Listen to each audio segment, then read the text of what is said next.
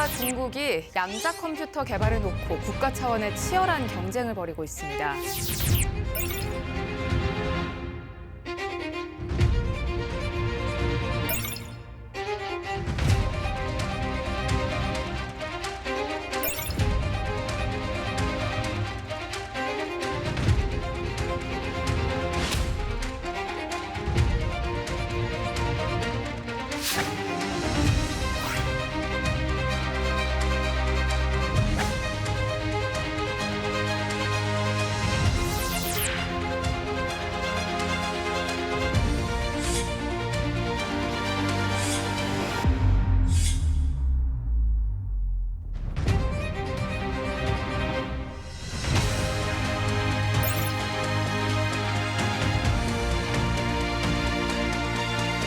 대규모 R&D 예타 사업을 충실히 준비하고 양자법 시행에 맞춰 제도적 기반을 한층 강화하겠습니다.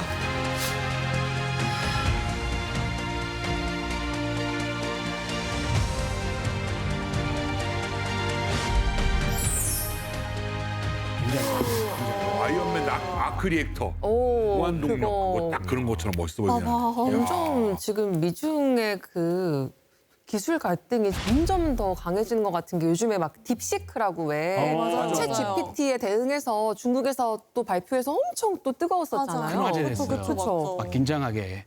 근데 양자 컴퓨터도 지금 만만치 않은 것 같아요. 맞아요. 그 나라 중에 어느 나라가 앞서가고 있는지 좀 궁금하긴 합니다. 뭐 아직 초기긴 하겠지만. 사실 얼마나 미국과 중국이 서로 이렇게 막 서로 견제하는지를 보여주는 사례가 이제 지난 작년 12월 달에 있었는데요. 구글이 윌로우를 이제 발표한 게 12월 달 초였는데 그리고 열흘도 채 지나지 않아서 중국이 새로운 양자 컴퓨터 칩 퓨충즈 3.0을 공개를 했어요. 105개 큐비트로 구글의 이전에 있었던 시커모보다 더 뛰어난 성능을 보였다는 연구 결과를 내놨죠. 야. 구글을 의식하고 있는 거죠, 중국이. 그리고 또 이제 영상에서 보셨지만 이제 중국은 기술 격차를 줄이기 위해서 어마어마한 돈을 투자하고 있는데 특히 이제 중국에서 칭화 대학이 굉장히 좋은 대학이거든요. 거기서는 자주 모집 제도라는 게 있어요. 그러니까 대학이 자체적으로 학생을 선발할 수 있도록 하는 건데요. 그래서 15세에서 17세 천재 학생들을 유치해서 이제 그 학생들을 여기 양자 컴퓨팅에다가 집중. 그러니까 이런 식의 일을 할 수 있는 게 중국인 거죠. 미국이 할 수 없는. 와. 그래서 사실 중국이 최근에 계속 이 양자 이 칩에서 성과를 내놓고 있어요. 그래서 작년에 12월 초에 또 중국 과학원 거기서 504큐비트 칩을 장착한 양자 컴퓨터 10N504를 공개했었고요. 그러니까 지난해 초에는 중국 스타트업 기업인데요. 오리진 퀀텀이 개발한 72큐비트 양자 컴퓨터 오리진 우콩이 있는데요. 그것을 이제 공개해서 다른 나라에서 사람들이 접속해서 쓸 수 있게 했거든요. 그래서 133국의 나라에서 27만 건의 연산 작업을 했다. 뭐 이렇게 밝히고 있는데, 그러니까 굉장히 지금 치열하게 중국이 추적하는 중인데요. 그래서 일단 한번 네. 양자 컴퓨터 기술력 비교를 보면은 이 표는 우리나라 이제 과기부에서 만든 건데요.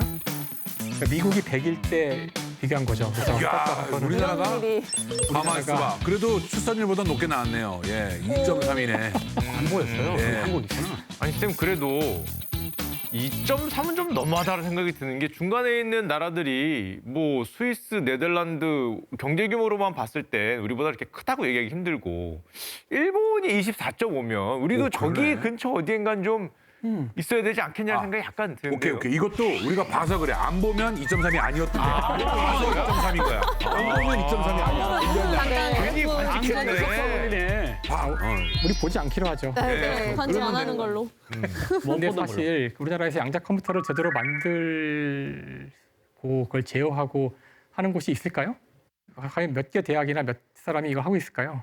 못 들어보긴 한 것 같아요. 맞아. 사실 지난 한 20년 가까이 이 분야가 완전히 불모지였어요, 우리는. 불모지여서 실험을 거의 못했기 때문에 거의 하지 않았기 때문에 아마 수십 명을 넘지 않는다고 보시는 게 맞을 것 같아요. 그래서 아직도 우리는 좀 많이 좀 따라가야 되는 상황이기 때문에 네. 정부에서 양자 컴퓨터 뭐 원년이라고 한 게 지금 작년 올해 이 정도니까 그 전까지는 없었거든요. 없었고요. 1000큐비트짜리 컴퓨터를 2035년까지 개발한다. 뭐 이런 게 목표인데 뭐 35년까지요? 네. 근데 양자 컴퓨터는 지금 우리가 할 수 없을 것 같이 보이는 최첨단 과학기술 연구가 되는 건데 양자 컴퓨터 개발까지 가지 않더라도 그 중간 과정에 많은 부산물이 나올 거고요.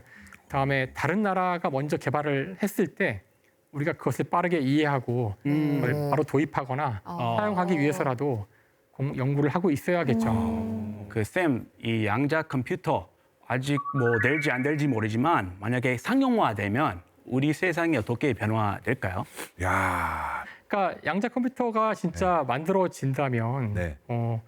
정말 그 이전과 이후가 달라질 거라고 얘기할 수는 있을 거예요. 네. 분명 모든 계산이 더 빨라질 수 있는 가능성이 있다는 거죠. 예.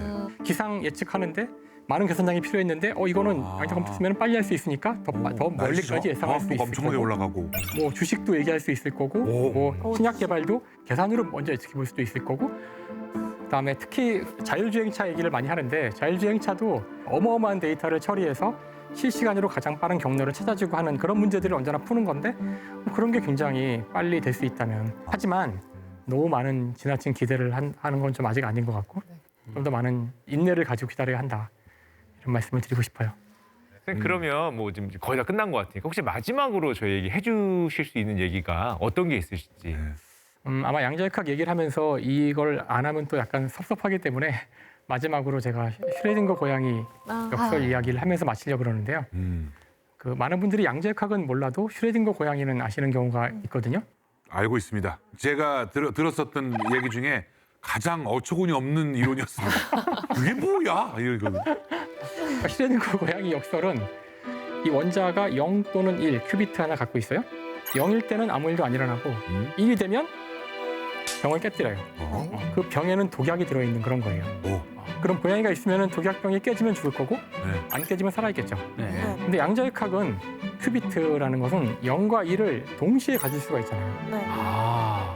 그러면은 그런 상태에 놓는 순간 이 독약병은 동시에 깨지고 안 깨질 수 있다는 얘기고 그러면 고양이는 동시에 살아있고 죽어있는 거죠. 그러니까 원래는 이게 미시세계와 거시세계를 분리해서 따로따로 이야기를 하는 게 코펜하겐 해석인데 이 슈레딩거 고양이 역설은 이걸 이렇게 붙여 놓음으로써 모순을 만드는 거예요. 제가 볼 때는 앤트맨이 더 현실 가능성이 큰 것 같습니다. 우리가 커지고 작아지는 게 낫지 고양이가 살아있고 죽어있다는 영화는 없으니까. 그렇죠. 네, 끝까지 어렵습니다. 그 되게 어렵고 이해가 안 되지만 놀랍게도 양자역학은 계산을 해보면은 너무나 정확하게 그 원자의 상태를 우리에게 이야기를 해주기 때문에 다 계산은 나와. 사실 양자역학만큼 정확한 이론이 없거든요. 문제는 뭐냐면 우리 인간이 이해를 못해요. 와. 그래서 사실 물리학자들은 이미 100년 전에 우리가 이해할 수 없지만 우주를 기술하는 어떤 방식이 있다는 것을 알았고 그게 양자역학이죠. 그래서 인간이 모든 것을 이해할 수 있다고 믿는 게 되게 오만한 거라고 생각해요. 착각. 그래서 양자역학이 우리에게 이야기해주는 또 한 가지 그 메시지는 인간은 모든 것을 알 수 없을 수 있고 모든 것을 통제할 수 없을 수도 있고 그렇다는 거예요. 오늘 양자역학, 양자 컴퓨터 이야기를 하고 있는데 이해를 못하셨다고 생각하실 것 같은데 전혀 문제가 없어요. 위대한 천재 물리학자인 파인만이 했던 이야기는 이 세상에서 양자역학을 이해한 사람은 한 명도 없다. 나를 포함하여. 그렇게 찝찝할 얘기했으니 뻔했는데. 네. 안심이 그래서 됩니다. 오늘 좀 어려운 내용이 많았지만 좌절하지 않으시길 바라고요. 선생님도 완벽히 이해하신 거 아니잖아요, 그죠? 그렇죠. 그러니까 완벽하게 이해했다는 게 뭔지부터 얘기해야 돼요.